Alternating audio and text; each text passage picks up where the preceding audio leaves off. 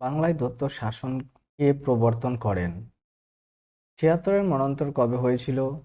কোন দেশীয় রাজ্যে সর্বপ্রথম সত্যবিলোপ নীতি প্রয়োগ করা হয়েছিল?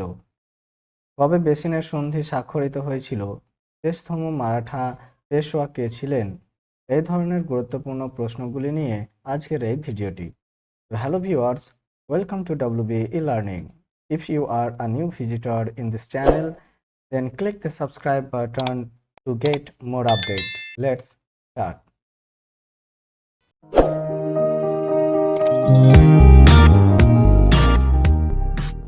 তো এর আগে আমরা দেখেছিলাম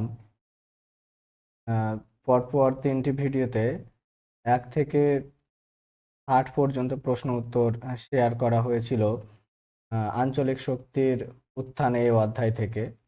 আজকে আমরা তারপরে থেকে অর্থাৎ 61 নাম্বার প্রশ্ন উত্তর থেকে বাকি যে প্রশ্নগুলি রয়েছে সেগুলিকে দেখে নেব।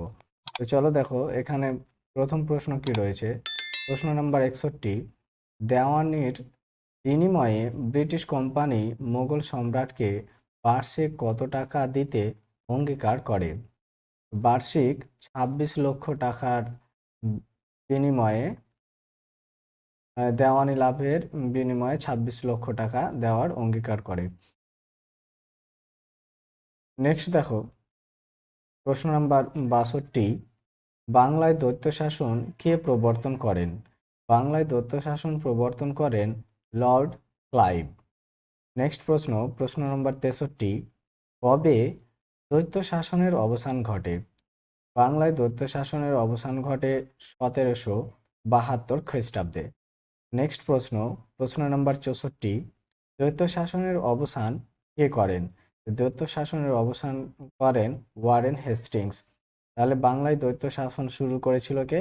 Lord Clive.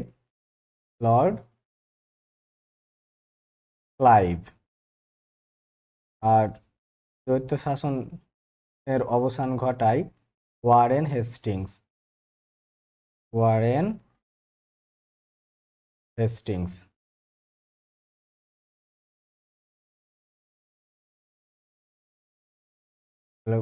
বাংলায় দ্বৈত শাসনের প্রবর্তন করে ক্লাইভ আর অবসান ঘটায় ওয়ারেন হেস্টিংস।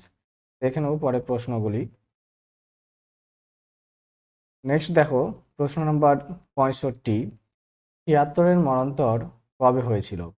বাংলায় ৭৬-এর মন্বন্তর হয় ১৭৭০ খ্রিস্টাব্দে আর বাংলা ক্যালেন্ডার অনুযায়ী ১১৭৬ বঙ্গাব্দে বাংলায় ৭৬-এর মন্বন্তর হয়েছিল। নেক্সট দেখো প্রশ্ন নম্বর ৬৬, অধীনতামূলক মিত্রতা নীতি কে প্রবর্তন করেন? অধীনতামূলক মিত্রতা নীতি প্রবর্তন করেন লর্ড ওয়েলেসলি। নেক্সট প্রশ্ন নম্বর ৬৭, কোন দেশীয় রাজ্য সর্বপ্রথম অধীনতামূলক মিত্রতা নীতি গ্রহণ করেছিল? সেই রাজ্যের নাম হচ্ছে হায়দ্রাবাদ। হায়দ্রাবাদ দেশীয় রাজ্যটি সর্বপ্রথম অধীনতামূলক মিত্রতা নীতি গ্রহণ করে। নেক্সট প্রশ্ন নম্বর ৬৮, সত্যবিলোপ নীতি কে প্রবর্তন করেন? সত্যবিলোপ নীতি প্রবর্তন করেন লর্ড ডালহৌসি। ভিডিওটি যদি তোমার কাছে ইনফরমেটিভ হয়ে থাকে তাহলে অবশ্যই ভিডিওটিকে লাইক করবে এবং চ্যানেলে নতুন হলে চ্যানেলটিকে অবশ্যই সাবস্ক্রাইব করে রাখবে। তো দেখে নেব পরবর্তী প্রশ্নগুলি। প্রশ্ন নম্বর হচ্ছে ৬৯, কোন দেশীয় রাজ্যে সত্যবিলোপ নীতি সর্বপ্রথম প্রয়োগ করা হয়েছিল? তো দেশীয় রাজ্যটির নাম হচ্ছে সাতারা। সাতারা দেশীয় রাজ্যে সর্বপ্রথম সত্যবিলোপ নীতি প্রয়োগ করা হয়েছিল। নেক্সট প্রশ্ন নম্বর ৭০, মহীশূরের রাজধানী কোথায় ছিল? মহীশূরের রাজধানী ছিল শ্রীরঙ্গপত্তমে। নেক্সট প্রশ্ন নম্বর ৭১, কত বঙ্গাব্দে ৭৬-এর মন্বন্তর ঘটে? ৭৬-এর মন্বন্তর ঘটে ১১৭৬ বঙ্গাব্দে, অর্থাৎ এই ৭৬ সংখ্যা হিসাবে এই নামটা দেওয়া হয়েছিল ৭৬-এর মন্বন্তর। নেক্সট দেখো পরের প্রশ্ন নাম্বার ৭২, মহীশূর শার্দুল কাকে বলা হয়? মহীশূর শার্দুল বলা হয় টিপু সুলতানকে। এই প্রশ্নগুলির পিডিএফ লিংক নিচে দেওয়া রয়েছে, তুমি সেখান থেকে এটিকে ডাউনলোড করে নিতে পারবে। আর আমাদের টেলিগ্রাম চ্যানেলে অবশ্যই জয়েন হয়ে যাবে এই ধরনের ভিডিওর আপডেট সবার আগে পাওয়ার জন্য। চলো দেখে নেব পরবর্তী প্রশ্নগুলি।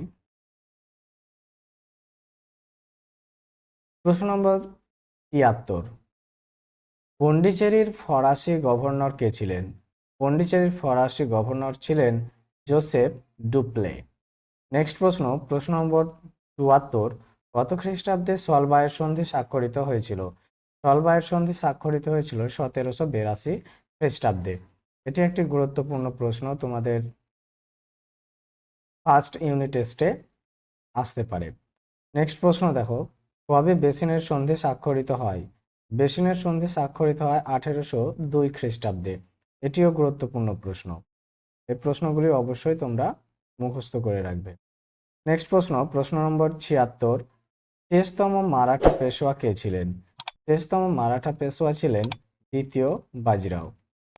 এটিকেও অবশ্যই গুরুত্ব দিয়ে মুখস্থ করবে। নেক্সট প্রশ্ন,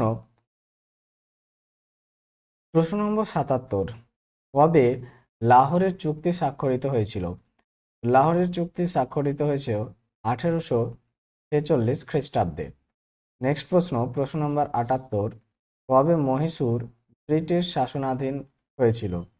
মহীশূর ব্রিটিশ শাসনাধীন হয় ১৭৯৯ খ্রিস্টাব্দে। নেক্সট প্রশ্ন, প্রশ্ন নম্বর ৭৯, কত খ্রিস্টাব্দে পাঞ্জাব ব্রিটিশ সাম্রাজ্যভুক্ত হয়েছিল? পাঞ্জাব ব্রিটিশ সাম্রাজ্যভুক্ত হয়েছিল ১৮৪৯ খ্রিস্টাব্দে। নেক্সট প্রশ্ন, প্রশ্ন নম্বর ৮০, মুঘল রাষ্ট্রের অধীন ৩টি প্রধান আঞ্চলিক শক্তির নাম লেখো। তো মুঘল রাষ্ট্রের অধীন 3টি প্রধান আঞ্চলিক শক্তির নাম হলো বাংলা, হায়দ্রাবাদ ও অযোধ্যা। ভিডিওটি যদি ভালো লাগে তাহলে অবশ্যই বন্ধুদের সঙ্গে শেয়ার করবে এবং ভিডিওটিকে লাইক করে অবশ্যই চ্যানেলটিকে সাবস্ক্রাইব করে রাখবে এই ধরনের ভিডিওর আপডেট পাওয়ার জন্য। Thanks for watching, keep watching and keep learning.